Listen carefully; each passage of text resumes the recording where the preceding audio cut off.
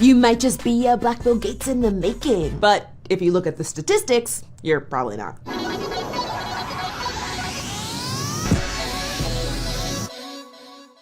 America is one of the wealthiest countries in the history of the world, no joke, but most people wouldn't believe it if you told them. Why? Because most of us will never see that wealth. The top 0.1% of Americans have as much wealth as the bottom 90% of Americans combined, which doesn't leave much for the rest of us. So who are the majority of these yacht-riding, sports car driving, super wealthy elite?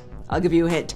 Who has historically held the most power in our society? Wait, is it old white guys? Yes! Everybody loses! Out of the 540 billionaires in the United States, just 3 are Black. Hey, Oprah! I see you, girl. So why are the super wealthy super white? Well, that explanation could take all day, but let's look at a few reasons why we have a racial wealth gap in America. First, our education system is still separate and still unequal. 60 years after Brown versus the Board of Education desegregated schools, more than 2 million Black students still attend schools where 90% of the student body is made up of people of color. And these schools are more likely to have less experienced, low-paid teachers who are less likely to be certified. One reason that schools in communities of color are so neglected is that unlike many other Western countries, our federal government provides very little educational funding. Instead, property taxes are the main source of school funding, and that's where the problem comes in. Let me explain. Take a community filled with million-dollar mansions. The high property taxes paid from those communities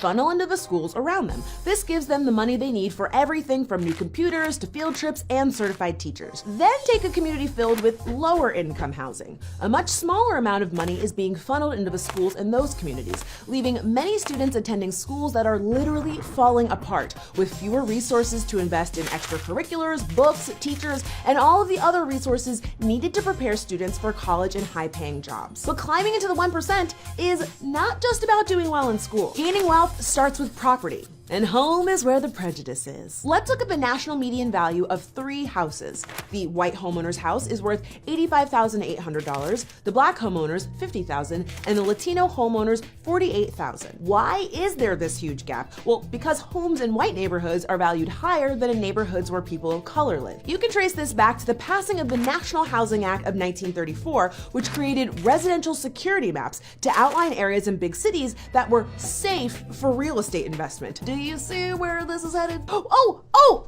Housing discrimination? Yes! Still losing. Existing neighborhoods of scary Black folk were redlined, meaning that people in those areas were refused home or business loans because they lived in an area deemed to be a financial risk. For prospective Black property owners, this was terrible. If you didn't have the cash to buy up front, there was no way to get a loan for a home or business. To make things worse, Blacks were all but barred from buying homes in white neighborhoods, either by restrictive racial covenants, which forbade white people from selling property to Black folks, or because of threats of violence. So home values declined, driving down the money collected from property taxes, which denied people of color higher quality educations, leading to fewer people of color in high-paying jobs and deepening the racial wage gap. And the vicious cycle of oppression was born, where it became incredibly difficult for Black families to amass wealth over generations, which is important because, thanks to compound interest, old money is a lot of money. Why are white people the wealthiest people in our country?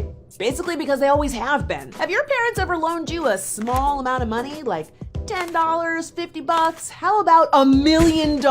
Yeah. Mine neither. But that's the small loan that Donald Trump was given from his father that went on to build his billion-dollar empire. And it's not just the famously wealthy. Lots of businesses get their start from family loans or investments. The truth is that old money has helped a lot of people build their fortunes. Many of the richest people in America had families that amassed their wealth 70, 100, or as much as 200 plus years ago. Like Jacqueline Mars and Forrest Mars Jr., both worth $23.4 billion. Their family made a killing by developing the Mars candy empire in the early 1900s. Or the DuPont family, who came from French nobility and started the DuPont Gunpowder Company in 1802.